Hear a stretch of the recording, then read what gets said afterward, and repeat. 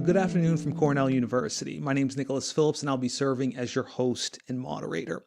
Before we get started, just a couple of quick housekeeping notes. We want our conversation to be as interactive as possible, so please feel free to submit your questions there in the viewer chat, and we'll also be asking you a couple questions as well. So you can go ahead and scan that QR code as soon as we pop it up on the screen. We got a couple questions that we want to ask you and kind of hear your responses, and I promise we'll get to as many questions from you as we can.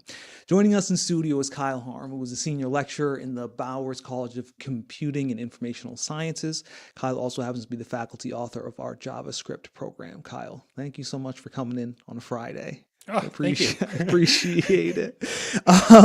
Before we get started, like I said, audience, we want to ask you a couple questions. So our first question that we want to ask you is, what website would you say that you kind of just visit the most? I'm trying to think what website I visit the most, and it'd probably be a toss-up between maybe like Amazon and ESPN, maybe. Those are probably the two big ones for me. What about you, Kyle? I'd probably say the website I visit the most is probably GitHub.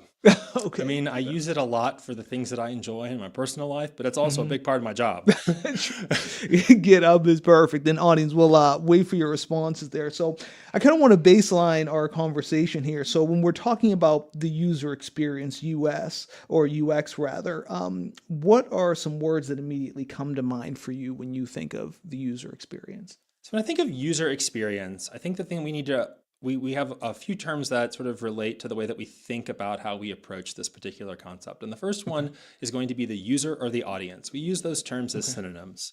So the user is basically talking about the person or the group of people that are going to be using it. And we often talk about them in the abstract. But then we also have the technology side of this. And in terms of the technology, to be able to put together a user experience for a website, you've got to program that website. And so the terms that we talk about there are HTML, CSS, and JavaScript. HTML is how we put our content on the screen. CSS is how we make that content pretty, we style it, we give it some sort of aesthetic. And JavaScript is the way that we add interactivity so that our users can click on things and things change, or tap on things. And JavaScript is the language that supports that. Cool. Perfect. And we're slowly getting some responses. And it looks like Amazon's a big one. YouTube, definitely. Gmail is a big one. Any jump out at you? New York Times, surprising, but any ones jump out at you? The only one that jumps out at me is ChatGPT, OpenAI.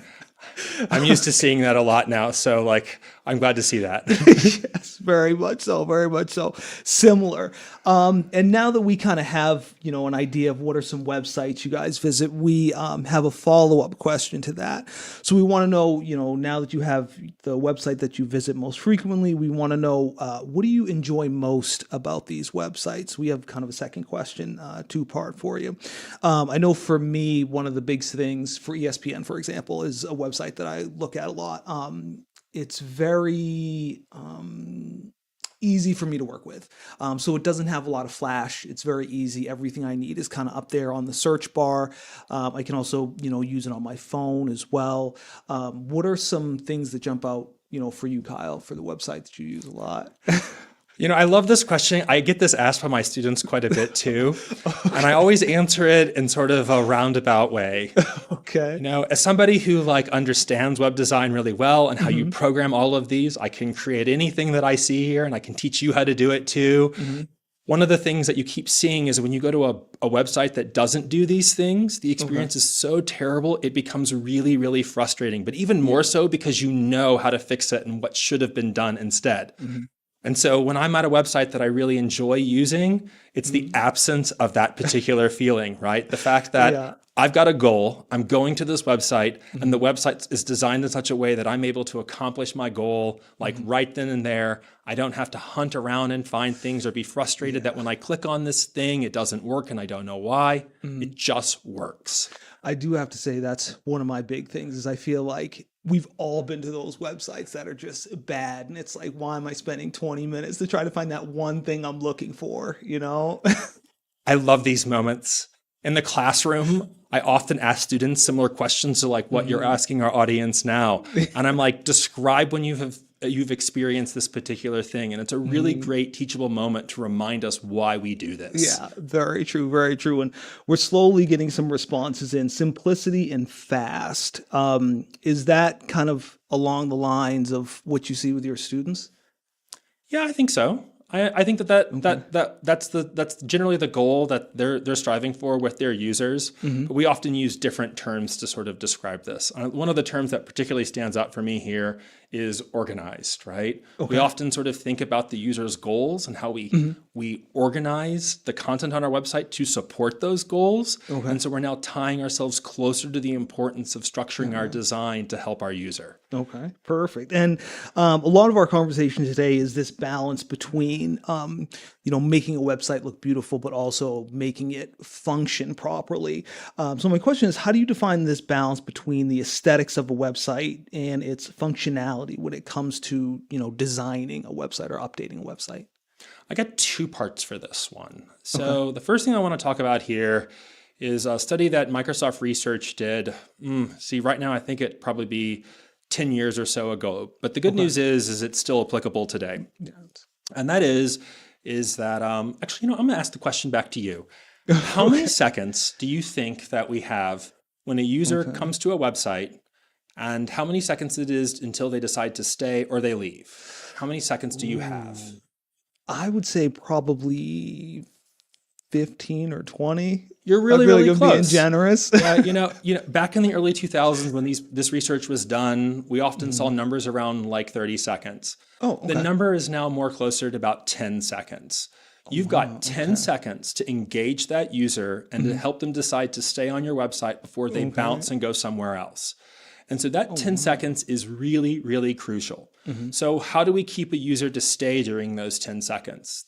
The way that we keep somebody staying for those 10 seconds is we really understand their goals. We understand why they're coming here, and then we make sure that we design our website in such a way that we're addressing those goals right away. If they're having to hunt around, go in weird pages, open up this menu and then this menu to find what they're looking for, that right there is providing such a cumbersome experience for them to figure out and how to accomplish their goals. They're just going to say, forget it. There are a million other websites. I'll find one that doesn't make me jump through these particular hoops. So number one, user experience. Really focus on meeting the user's goals when they get there. But that's only half the equation, because the other half of it is aesthetics. And I'll ask you another question. If you were to design a website, so let's say we have website A, and website A lets you accomplish your goals, but it's not very attractive. And then we have website B. It lets you accomplish your goals in exactly the same way.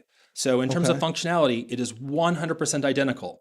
But website B is really attractive. It's beautiful, and so they both work the same. Do you think that we would see a difference in terms of usability with our users if we gave them A and B?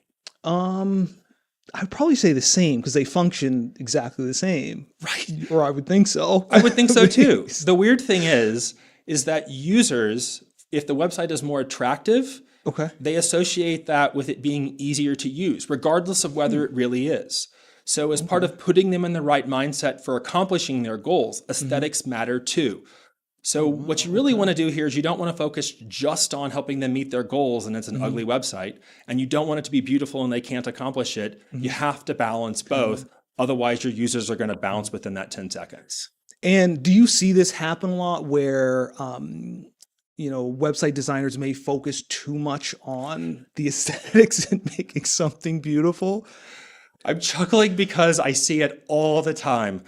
It's the thing that, like, when I'm browsing the web and I'm looking for something and I'm like, oh, I see. You thought that all you needed to do was to, like, put a big, beautiful hero image up. A hero image is this picture that just covers the whole web page when somebody goes to it. And it can be used very effectively, but in so many cases, it is used really poorly. You look at it and go, oh, great. I've opened up this page. None of my content that I want to address my goals is here. I now need to scroll or hunt around in a menu to find it, right? That's a really good example of like a really common mistake that people do with making it focus too much on like the aesthetics and the design without balancing it. That's so interesting. And you mentioned a little bit about people's attention spans when it comes to websites. So this, 10 seconds or so. I'd be interested to know, how important is it for web designers to, understand this, but also understand the audience that they're creating or updating the website for? I like this question a lot because I think it's one of the bigger common misconceptions about user experience. Okay. If you were to start working with a client and you say, who do you want us to make your website for? They'll probably say something along the lines of, I want my website to work for everyone. Yeah, definitely. The problem is that, everyone has different goals. So an example that I often give is sort of imagine you're a web designer for something like Amazon, an e-commerce website, right? Okay. So you're going to have the front end of this website, right? And that's going to be the consumer facing side. So you want to be able to quickly find products. You want to be able to buy those products. Like if you've got a goal to buy a pair of shoes, you want to be able to get in and accomplish that goal and be able to do it as quickly as you can, right? But if we think about their employees, the employees are probably having some form of website that they use to fulfill those orders, right? And so then if you start to think about that, if we were to design that website, if we were designing it for everyone, if we were doing it for both the employee and both for the consumer, you're going to realize that their goals are so totally different that if you were to try to combine both of those, neither of them would have a design that would likely address their concerns, which is only going to hurt what you're really trying to do here. So what you've really got to do is you've got to focus on who is the audience that you're really trying to reach. Okay. And as part of that, then make sure that you go out and really understand what their goals are. And we go through a process called user research to help us figure this out.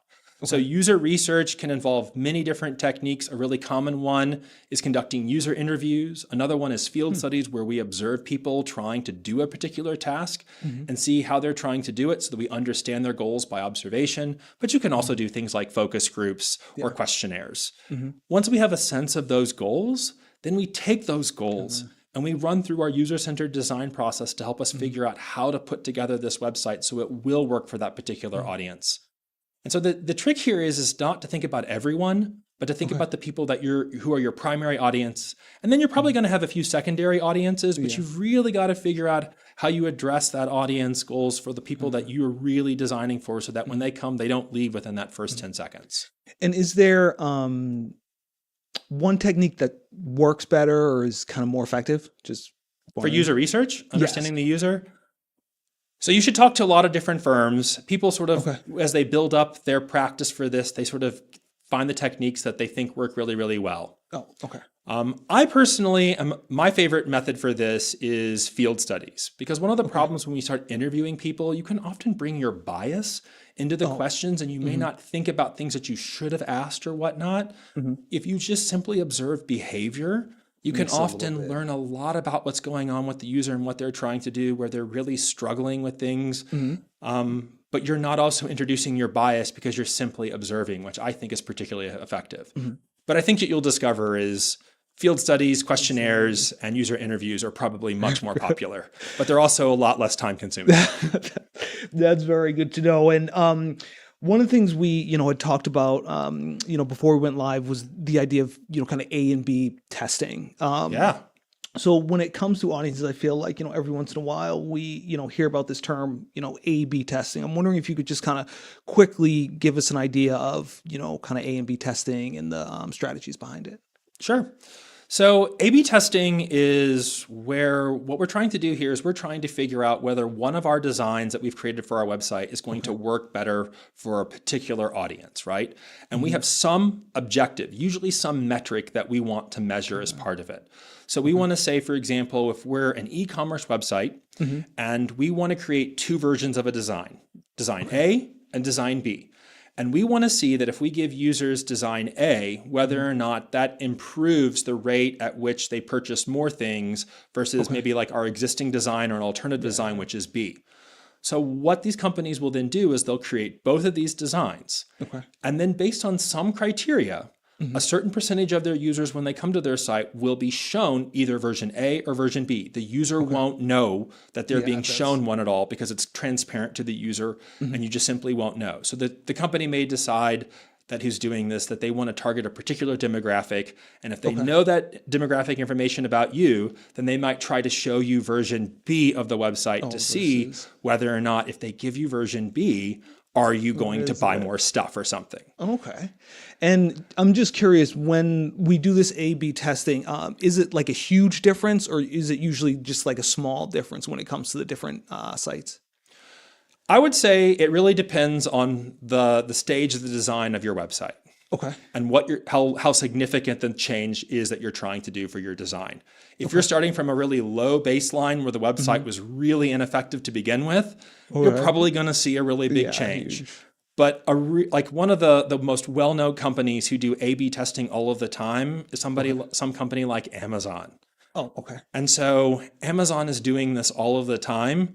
And so it's probably true that like they're doing this for a reason, because it's going to help increase their sales. But you're probably at this point, since they've refined this for so long, that the changes are going to be small. But when you take that small change over the amount of volume of sales that they make, that change ends up probably being quite significant.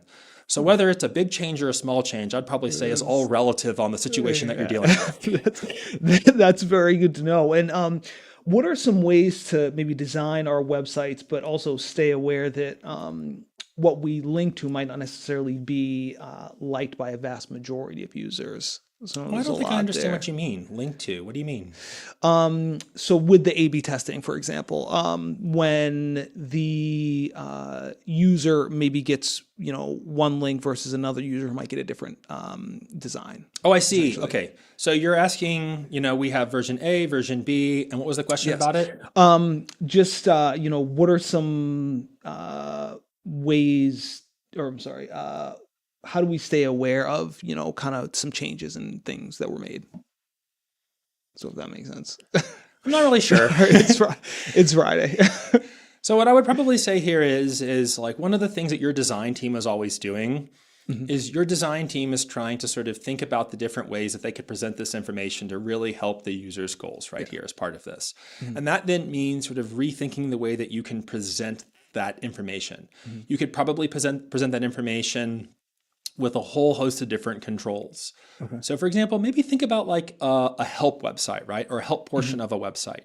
You know that your customers are having a really difficult time getting the help that they need. You're seeing a lot of complaints maybe on online review sites that like, there was a problem and they couldn't reach what they were and they didn't know where to go to fix that particular issue, right? So your design team as part of this might sort of say, let's go ahead and think about the different design space that we can do here, right? Some of them may say, maybe what we should do is incorporate a chat bot as part of this. Other ones may say, let's try a design where we have our really common questions, but if we show all of that text right away, it's going to be overwhelming. So we're going to have a version of our design that collapses that text, where we only show the question, and if they want to see it, they can open it up. Other ones might be just a prompt where you just type and it'll search and show you related articles. And so you're coming up with a design space of possible solutions, and then you run your A/B testing to start narrow down which of these ones might be more effective so that the people who are coming to your website for the help are able to actually get the help that they need. And I'd be interested to know how often is it that the folks who design websites really understand their audience? I think that's the most successful websites that are the ones that absolutely understand their audiences. There's a reason that they're successful. You have to understand your audience and their goals to be able to produce something that's going to work for them. And if you don't understand them, then you're probably going to have a website where you have a pretty high bounce rate. People might go to your website, but then they leave pretty quickly because they were unable to use it or they were frustrated with that particular experience. Usability and user experience are probably the number one thing that you need to be concerned about if you're putting out a website. You really need to be aware that what you care about is not necessarily what your user cares about, right? So I see like a lot of, for example, small business websites. Yeah. And one of the things they want to do is they want to add a personal touch to communicate that this is, a handful of people working on it. When you get to the website, it's like our story. Yeah. And I think that that's beautiful. I see that a lot. The problem is that if somebody's coming there, they're probably not wanting to hear your story. They're wanting to buy your product or whatever it is. Yeah. So you're going to need to make sure that you don't think about designing for yourself, which is communicating your story. You're designing for that audience. Now, part of that picture for marketing purposes is to communicate that. So you're going to need to be, as a designer, thinking how you present both of those options if you really want to communicate this feel that this isn't some large faceless corporation. It's an individual human family business, something to communicate this. So don't forget to put like, here's how you can get our stuff as part of it. Yeah. And do you find that a lot that, people who, design websites, even for the small mom and pops, say, well, I like it, so obviously our audience is going to like it. Yeah, that's pretty common. Because I think a lot of people don't hire web designers for this. They often use online services where they can build the website themselves. Okay. So think about something like Wix. And so they've got a lot of great templates to get started from. But you also don't have that background in understanding the user. And it's not like Wix is having you stop beforehand and say, hey, before you start throwing stuff on the screen, identify your goals. What are your audience's goals? Stop right there, figure out those goals. Once you've figured out those goals, now figure out what content you need on your website to address those goals. And if you know that those are the really important goals, then when they load that page, there's a really good chance that they should see those goals like pretty quickly. There, Drew. And just very quickly, Amanda checks in with a question. She just wanted to know, for A/B testing, what are some other ways to measure success outside of standard purchases? So there's a couple of different things that people will often do for this. Sometimes that they'll also see how long people stay on a website, and they try to use that as a proxy for engagement. Okay. So if you want people to be on a website for a long time, right? You can measure with the data that you're collecting for how long that person stayed on that website. Were they on that website for a minute? Were they on it for 5 seconds? And we often will use that as a proxy for engagement. So you don't have to worry about necessarily if you're not selling something, but you're trying to engage people to do something in the future, then you can think about metrics like time spent on task. This can get even more complicated. It's kind of cool. Okay. Some of the websites will also, as part of their A/B testing, they will measure your mouse movements as part of it as well. And they will sort of see where your mouse is sort of spending most of its time as part of this as well, to sort of see the part of the content that you are most interested in. Some websites will also do this where if you've got a lot of text-heavy content, and so maybe like an online magazine and something like that, where there's maybe editorial content. You might want to know the part that your users are like really attracted to. And a lot of people, when they're reading, like they won't think about it, but subconsciously they'll take their mouse and they'll highlight certain blocks of text that sort of resonated with them. It doesn't mean anything to us. We're just like, oh yeah. Yeah. But as part of A/B testing, you could measure that metric to sort of figure out whether or not you're getting people to pay more attention to certain pieces or the things that they're more interested in. So we can start to think about the different ways that we can use the data that we can collect with users' behavior, their movement, the time spent on task, and see how we can sort of use that as an approximate to understand like how our design is impacting their behavior. So interesting. I love that. And Amanda, thank you for that question.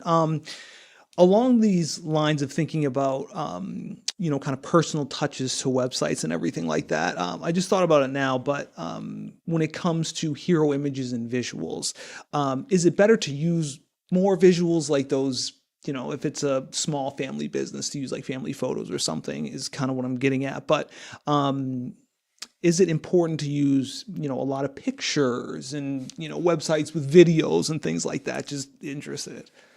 We kind of already have the answer to this, what we talked about at the beginning, about how people will rate a usable website, the one that's more attractive, as more usable, even though they are functionally identical. Yeah. And so what this is telling us here is that aesthetics really, really matter. And one of the things that we should understand is that imagery is really, really powerful for humans at a very deep psychological level. Humans love faces. For some reason, like we can't take our mind off of them. We see faces in all sorts of things. We see them in like rocks. We see them in the clouds. We see faces on the moon, but nobody put those faces there. We see them because our brains are hardwired to see them. This is a lot of information to simply communicate, that imagery is really powerful in terms of setting the feel that and the overall tone of the website itself. So if you want your website to be, usable, your users have to think that it's usable. It needs to be visually attractive. Part of making it visually attractive is having that imagery there to help set the feel for this. So an example that I often give in my class for this is a mattress store. Okay. So think about a mattress store that uses, imagery that's, completely unrelated to feeling relaxed, right? So maybe it's like riding a bicycle or something, right? Yeah. When you look at that, you're like, oh yeah, you're putting me in the right mood. I want to buy a more comfortable mattress. Think about a website now that uses soft blue, calming undertones, pale blues. You see, a happy person laying and they looked restful in their face. And you see, this really comfy bedroom that's really set up for a nice, relaxing sleep. They sell the same product. Which one of those, as you as a consumer, would then feel much more compelled? Would it put you in the right mood for wanting to get a mattress? Definitely the one with the nice room. I'm thinking some nice pillows, a comforter. Yeah. That's exactly right. Imagery is really, really powerful for helping communicate, what's important to the user, setting them in that mood for I want to go ahead and get this thing, right? So we can't forget that content is the only thing. This is the aesthetic part that we're balancing with addressing the user's goal. So a lot of this is sort of marketing, right? But it's also understanding the user at a very basic level and what their goals are. And are there scenarios where there's too much imagery? Oh my gosh. Yes. I see so many websites where it's picture after picture after picture after picture. Yeah. And you're sort of I see all of these pictures and I don't know what it is that I'm looking at and why I'm seeing all of these pictures, right? If you're having a lot of imagery and you're having a lot of pictures, you need to explain to the user in some way why that's there, right? Provide the context to make sure that they understand why this is important to them. And if it's not important, then you should probably cut that down just a bit. Okay, that's good to know. Thank you for that. And James also submitted a question kind of along these lines. So James wanted to know, how important is it to be unique in your design? Is it advisable to copy a site whose design you like and perhaps make slight adjustments to make it your own? This is a really great there, question. James. No, this is a fabulous question. Perfect. Right. Thanks, James. So I see this a lot with the students who are starting to new with design. They think that they need to really stand out to make their design really, really unique. Okay. But there's a problem with this. And the problem is that users, remember again, you got that 10 seconds, right? Yeah. Users don't often like having to learn new things all the time. Okay. So if you go to a website and all of a sudden, instead of it having a navigation bar at the top and to be able to see the rest of the content, you scroll down, they say, I'm going to create a really unique design, right? I'm going to have these big, bold words with imagery and nothing, and you're going to be able to see the rest of the stuff. You'll have to scroll horizontally and it'll fade in with this next thing. You've made a really unique experience. I'll give you that. It's also really aesthetically beautiful. But the problem is it's now frustrating for a lot of your users because the design itself is so unfamiliar.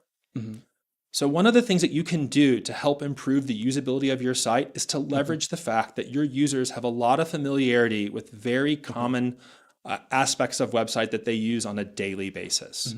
The logo, when you click on a logo, it should take you back to the homepage. Your users instinctively do this. If you create a website where the logo doesn't take you back to your homepage, you're making an unfamiliar design, and that's going to be frustrating for your users. If you're on a wider screen like a laptop, having a navigation bar where the links of the top pages are all to the left and the right are really where you want to go. On a narrow device like a phone, you're going to not want to put that navigation bar. The common pattern there is to have a hamburger menu. You three little lines, you click on it, it opens up a menu, and you can go elsewhere. Your users see this so frequently that you can leverage that to improve the user experience of your own website. So one of the things that I would suggest is, absolutely. Make your website stand out with, your imagery, your use of visual design principles, right? but don't violate the experience that your users expect. They expect that navigation bar. They expect to scroll vertically. They expect that when there's an image, if they tap on it, they'll be able to see a bigger version of that. Use that familiarity to your advantage. Thank you for that, James. And you mentioned, cell phones and iPads, and now it seems like everybody's using their phone to scan the internet. So I'd be interested to know, what are some things that website designers should keep in mind, especially knowing that their audience may be looking at it on a laptop, but also just scrolling on their phone as well? I think the biggest thing that I would say here is that we often think, if we don't really think about what's going on, we'll often think, oh, if they're on their phone, they want to see X. And if they're on their laptop, they're going to want to see Y. Their goals are different. And so one of the biggest mistakes that I see when people are trying to create a design for their website that works on both widescreen devices like laptops and narrow devices like phones is that they'll think that they need to create two different experiences. Okay. That's a mistake. The problem is your users are likely going to access your web page on both devices at some point in time. And so if you put content, X on the laptop website, but you don't put it on your phone website, you've now created a really frustrating user experience. Because later they're like, oh yeah, I saw this website at work today. Like, let me show it to you. They pull it up on their phone and they're like, well, I can't find it now. It's like, I can't. You've got disappearing content. So now what you've done is you've created a situation where you've created two distinct user experiences. And because they're two distinct user experiences, you've degraded your user's experience. You want that experience to be uniform and consistent. So if content X is on the laptop website, it needs to be on the mobile website too. Do not have different content. The content should be the same, but the way that you utilize the available space to yourself. On a laptop, you have a lot more space horizontally. On a phone, you have a lot more space vertically. So you're simply going to have your design adapt to that available space, but it's the same content. So is it safe to say, when you're, thinking about, laptop versus phone, even just kind of small changes can make a huge difference? Absolutely. I mean, one of the things we want to think about here is that, people are on their phone. Like, it's very, very common for us to use our thumb as we're scrolling up and down, right? And so if we're not careful in the way that we code and program our website, what can happen is we can produce things like images. And those images might be just slightly too large for our phone because we didn't properly have them fit to the width of the actual phone's device. This now introduces a situation where we have to scroll vertically, and we have to scroll horizontally along with vertically, but all of our thumbs are doing this. So that really small change of not sizing that image properly can end up really, really degrading the user's experience. I do have to say I hate that. Yeah. That's the worst, is when I'm like looking at my phone and this picture is huge and I'm like scrolling left and right and I'm like, it's too much. It sounds like you would. That's how you would answer the activity in my class. I make the students say the same thing, and then they describe them like, "Yeah, exactly. Don't do that to your users. Please don't do it. Why is too much? Just make it small so I can see it." So visually appealing obviously is one thing, but again, when we talk about interactivity, what are some things that are must-haves nowadays? So I think you mentioned like the hamburger menu. What are some of those things that we just kind of have in our websites nowadays? So I'm going to go back to that response here about familiar design, right? One of the best things that you can do as a designer, or if you're trying to create your own website, is to go and look at other websites and pause and try to sort of reflect on the design choices that those websites made and why you enjoy using that website. This is great because at the beginning of today, you asked everyone to look at the websites that they use the most and why that they like them. So what you would do as a designer here is you would look at that website and say, why do I like this, right? What are some of the things that they're doing here that make this experience enjoyable? Oh, they're giving me more space to show me the stuff that I care about on my mobile screen, right? What they're doing is they're hiding the navigation in a menu so that I can see the content right away. Otherwise, the navigation would take up over half the page. Well, when you're coming to the page, you've got that 10 seconds. Why are you going to hide, the content with navigation? Put it in that menu. So you're going to say to yourself, I need that menu on my website. And then you're noticing also that when they're showing a lot of pictures, a really common pattern is that you can swipe left and right to see the next image in the gallery or the next one from it. That's a good example there of interactivity also. The interactivity here is letting the page dynamically change in response to the user's behavior. They're swiping left, they're swiping right. And so we're using that to then improve that experience. So what I'm trying to say here is really think about those things that made those other websites enjoyable, those familiar aspects of those designs, and bring those into yours. And when it comes to mobile devices, more and more we see that a very significant part of that user experience includes this interactivity, like the two examples that I've shared with you right now.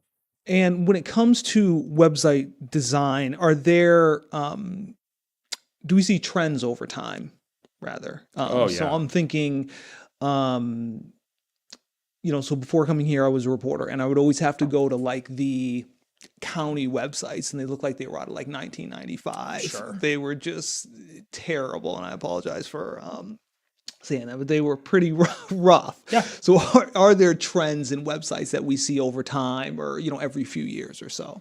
Yeah. Website design is a bit like, fashion design. Bell bottoms are no longer in style. That there's that 90s look of a website that we all know. It's out, right? Yeah. So what are kind of the trends? The trend here is, I'm going to tie this back to a common mistake too that's made because I think it's a useful bit for our audience to sort of hear. Today on the web, the vast majority of traffic comes from mobile devices.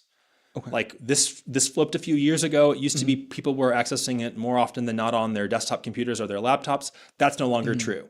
But when you're working on putting together your website and designing it, whether you're programming it from scratch or using a tool like Wix, you're probably going to do it on a laptop or a desktop computer. Yeah. And that then means that you're going to be laying out a desktop website, but that's a mistake. Yeah. Because the majority of your users are probably going to access it from a mobile device. Yeah. The point of what I'm trying to say here is one of the trends that we see in design, the trend is mobile first. We start with our mobile design. And so if you want to be able to design for this, even if you're working on your laptop, it's really, really easy. Because the only thing that makes a mobile website essentially is the size of the screen. Take your browser window, that when you're working on your laptop, take the side of it and bring it in so that it looks to be about the size of a mobile device. And now you will recognize that that's the space that you have available to you. And then the other piece of it are the other things that we've seen over and over and over again. We often see a lot more, we see a lot of bold saturated colors right now. I think that's a pretty big trend that's part of it as well. I'm trying to think of other ones, but like generally speaking, like it does change. There was a period not so long ago where we had a lot of rounded corners. Oh, yes. And rounded corners are starting to like they're not completely gone, but you're going to see a lot of websites don't use so many of them now. If they have a round, it's just going to be ever so slightly round. It's not going to be like really round. Yeah. Yeah. I remember you mentioning that was squares seem to be kind of fading out a little bit. Yeah, it's true. Squares. Little like just kind of cut the edge off just a little bit, which is kind of nice because I think a lot of people associate those very angular designs. They can sometimes come off as a little bit intimidating. So softening the corners can really help make your website, I think, feel sometimes a little bit more inviting. Very true. Which can be helpful. Very true. And Bria has an interesting question that I haven't really thought about, but she said, how many clicks are too many on a website for users to get to what they need? This one's a hard one to answer, but it's a really good question. The answer here is a hard one because it's so context dependent. Some tasks can require a lot of stuff and users will be okay with that. And in other contexts like shopping, they won't, right? Yeah. So what you kind of have to think about here is what is okay for your users and their goals and what are they going to find acceptable. And right now, the best practices that we have are to actually test this with our users. So what we do is we find a user, we put them in front of our website, whether that's on a mobile device or a laptop. We step back and observe and we say, please do this particular task. And we say, please, purchase whatever, right?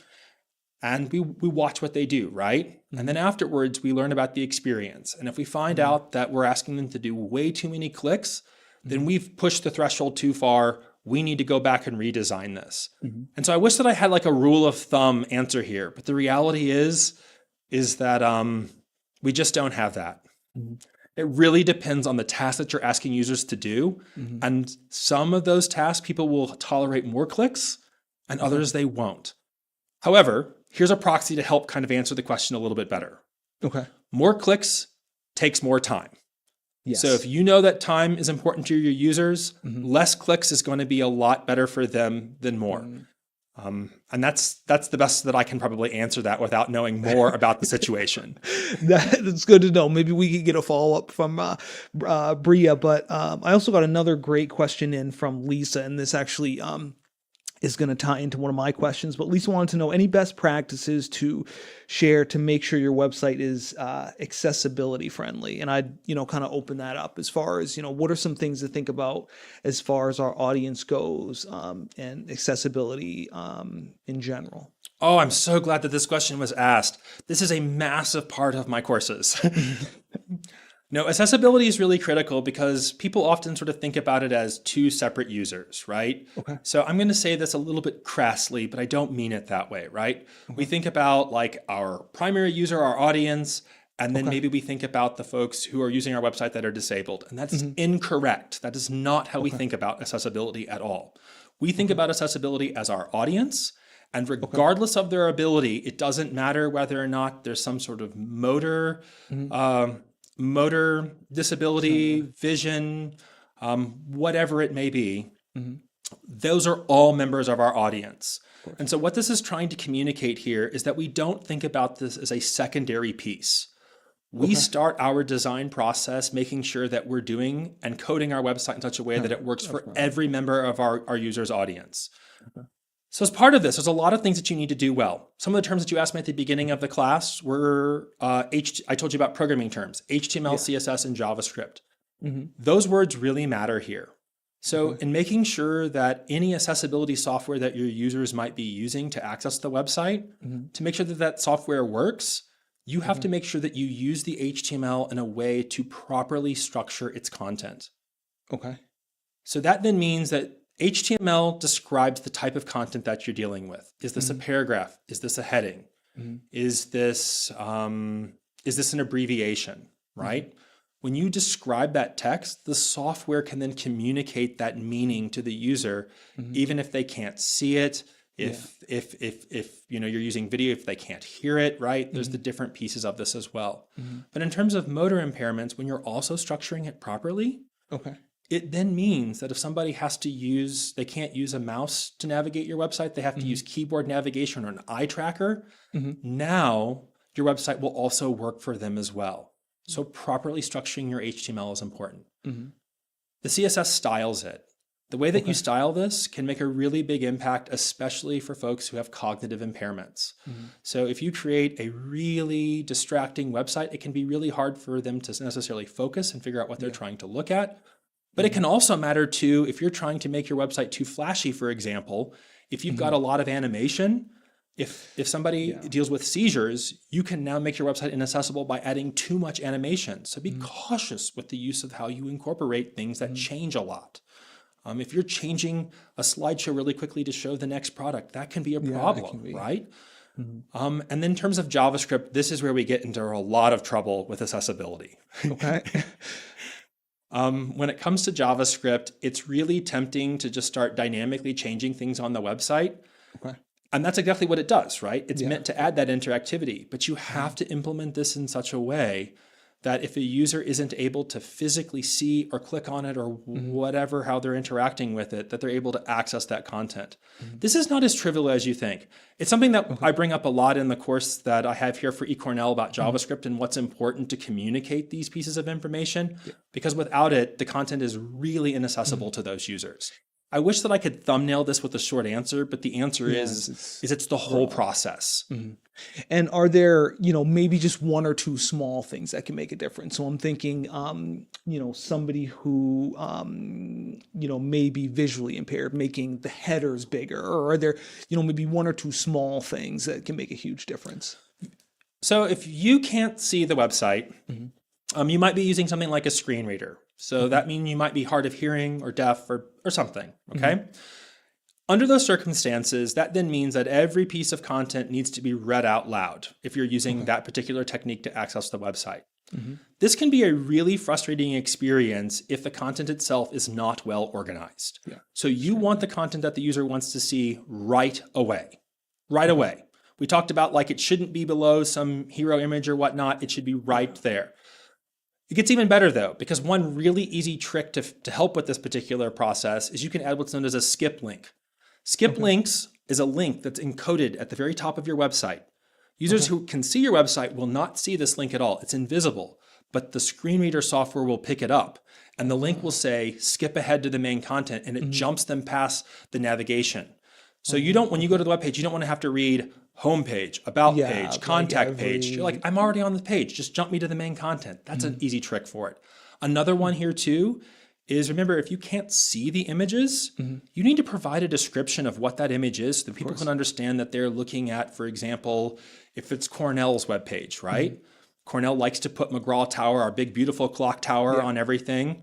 You want to have a description of that. This is McGraw Tower, the clock tower, as part of it. Otherwise, people who are not able to see that image will miss out on that content.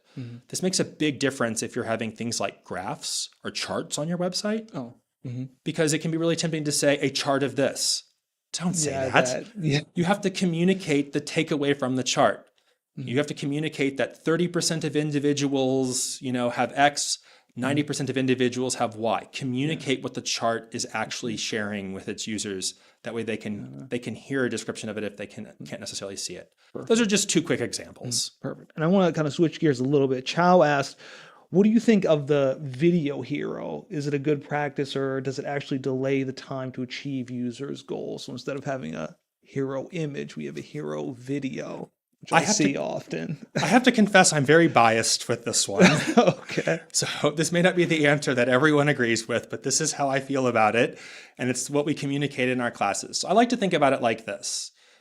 Part of designing a website that works on mobile devices and laptop devices is understanding that if you're on your mobile device, that you're probably working off of a wireless connection. Yes. And that connection may not always be reliable. So you can be in places like we are here in Ithaca where we don't have cell service at all, or the cell service is quite slow. The problem with a video hero is that it delays the loading of the website on slow or unreliable internet connections. So if you're going through a tunnel, you're in the subway where it kind of goes in and out between stations, right? If you're driving through areas on the interstate where there are dead areas, right? All of those places can be places where you're not going to be able to pull in all of your content. And that then means that a video, since it's a lot of data to download a video, you're degrading the user's experience. So I tend to shy away from them because I think that it degrades the user's experience. I will fully admit that when it works, it's very engaging, and I can see how that can pull users in.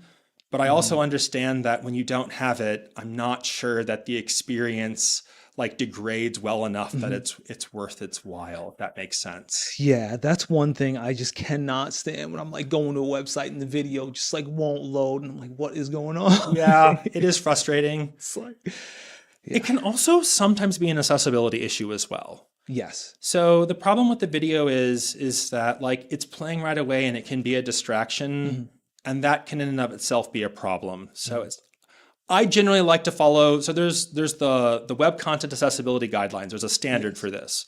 And there are several compliance levels, A, AA, and AAA. I believe that all websites should meet at least the AA standard. And one of the things that shows up in this is that you should not have auto-playing videos. Since I care about all of my users of my website, regardless of their ability, I tend to shy away from things like auto-playing videos because it doesn't seem to jive well with accessibility. I'm definitely not a fan of that. I absolutely am not. And, because you mentioned, obviously cell service and, loading large chunks of data with our website, what role does website speed and performance play in balancing kind of some of the design elements with the user experience? This fits in with how we code the website. You got that 10 seconds, right? If your website is really, really data heavy to download the entire thing and use, that's a real problem because now you may have people bounce before they get their whole website there. This is really common for websites. So websites that are client-side rendered. This is what I do in the JavaScript class that I have here at eCornell. It means that you can create websites that dynamically change as part of the website itself. Some of these websites use frameworks like React. React creates the entire website dynamically using JavaScript. And the problem is for large websites, this can take a really long time, sometimes up to 30 seconds. Oh, wow. The point of this is to simply share that like you as a coder, a programmer, and a designer have to balance your goals and objectives. So like, yeah, it may be really beautiful and beautifully interactive, but if it's that slow to get the user going, you may lose them before they even have a chance to use your experience. So you do need to make sure that you've written the website in such a way that it's as efficient as possible to get that content shown to the user as fast as you possibly can. It actually matters. Yeah, it makes a especially with 10 seconds, it's quick. Yeah, and that number seems to be shrinking. I like to just say about 10 seconds because it's easier, but the reality is the research is starting to tell us that that's quite a bit less. Oh, wow. Okay. So like you got to be fast. Yeah, you got to be quick. And what are some common mistakes that designers make when focusing too heavily on aesthetics at the expense of usability? I think this goes back to the theme that I've been hitting for the most of this conversation. The mistake is that they end up like taking the user away from the goals. And if you're taking your user away from your goal, you've made your website, even though it's visually attractive, you've made it frustrating to use. The common mistake there is to not remember that we center the user first, not the aesthetics.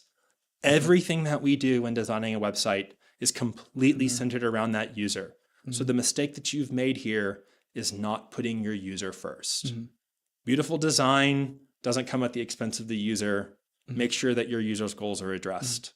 Perfect. And you're doing what you should be doing. Perfect. Thank you for that. And just very quick, somebody asked, for whatever reason, they love the hero image in hero video. People love them. Example. I agree. Yeah. People love them. They wanted to know, do slideshow hero images have the same problem as videos here?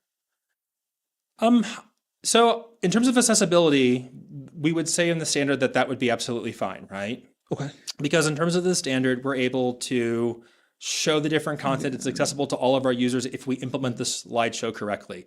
I do love them for the fact that they're very visually engaging. Okay. So the only thing that I think that I would say here is just make sure that like you're centering your hero images around the needs and the goals of your user, not yourself. Okay. Perfect. Love that. And is it still bad to put your actual email address directly onto your website because it will be scraped by scraped by scammers or spammers? Yeah, it's true. Interesting. That's absolutely the case. Okay. Yeah, people will scrape them. But the truth is you have to understand your audience. And there's quite a few people that get really frustrated when they have to fill out a contact form. Sometimes they just want to pick up the phone and call somebody. Sometimes they want to just be able to send off an email. Not all of your sites, I shouldn't say not all audiences would want to do that. Okay. You know, for example, my students would never pick up a phone number and call it, like, ever. They would expect to be able to chat with somebody in a chat window for help. The point of what I'm trying to say here is know your audience, understand what they expect. If they expect an email, then you really need to put it there. But don't put your personal email there, right? Because you are right, it's going to get scraped. Of course. Instead, put an email address that you know it's going to get a lot of spam sent to it, and then make sure you got a great spam filter on it to get to the customer or the client messages and get rid of the junk. Perfect. And looking ahead, we talked a little bit about some of the trends, getting away from those hard edges and all that good stuff. What do you see moving forward as far as kind of websites and website design in the future? Do you see any trends emerging? I think that this trend, it's kind of hard exactly to see where it's going to go because we're such in the early stages, but I think it's too obvious to ignore at this point. The trends for design are going to be more and more AI. We're going to start to see a lot more AI in our apps and our websites and everything that we use. And so that then means I think that we're going to start to see a place where we start having a lot more personalized user experiences. And those personalized user experiences are going to come with the assistance of AI helping us build those particular things. So I think that we need to start thinking about how we can incorporate AI into the way that we design our websites, the way that we can help our users accomplish their goals. Right now, everything sort of seems to be chatbot. But I sort of think about this in terms of, how other technology came to be. We got the technology. We didn't quite know what to do with it. And then after we had a few years on it, we started to figure out how it really helped and aided task. I kind of think that that's where we are right now with AI. Right now we're at chatbots, but the future won't necessarily be chatbots everywhere.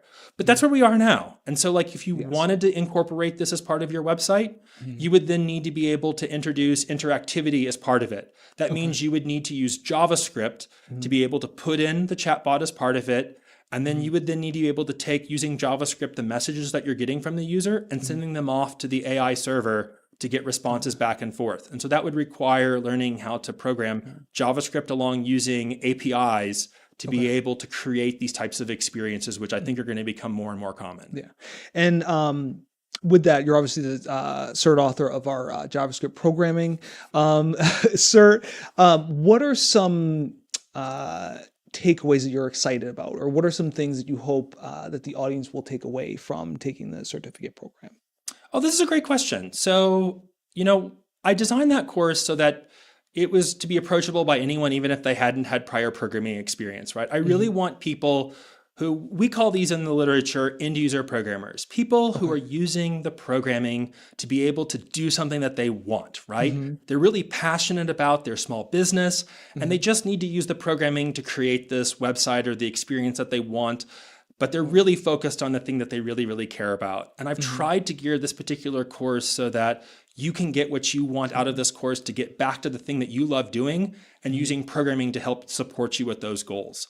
So we go through how we create dynamic interactive experiences using JavaScript. We go through how we can use JavaScript to talk to an API. While we don't do this as part of the course, the idea is the same, where you can talk to, using an API to talk to an AI server to get data in and out of it. All of those things come from the content that's in this particular course to help people really start to be able to see how programming is a tool that they themselves can use to help them accomplish the things that they really, really care about. And with that, do you have to be a really good programmer to design a really aesthetically pleasing but also functional website? Absolutely not. Oh, okay. No, the programming itself, the reality is it seems really intimidating. Programming sounds really, really hard.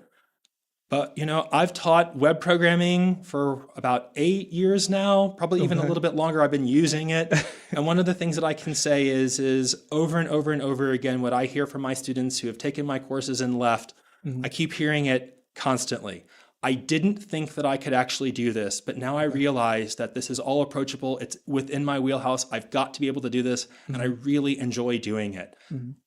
It is there. You have to believe that you can do it. The tool, the courses themselves are structured to help give you a nice on-ramp to be able to figure out how you can start incorporating these into your own things that you care about. Perfect. Well, Kyle, thank you so much. I appreciate it. It was great having you. I could listen to you for hours. Audience, thank you. Thank you so much for staying with us. Just one last thing, just a survey. We want to know kind of how we did. So again, you can scan the QR code at the top of your screen. We do read your feedback, just, ways we can improve, all that good stuff. But again, audience, thank you so much for staying with us. Kyle, thank you so much for staying with us. Thank you. And we will see you at the next keynote. Have a great rest of your Friday and have a great weekend.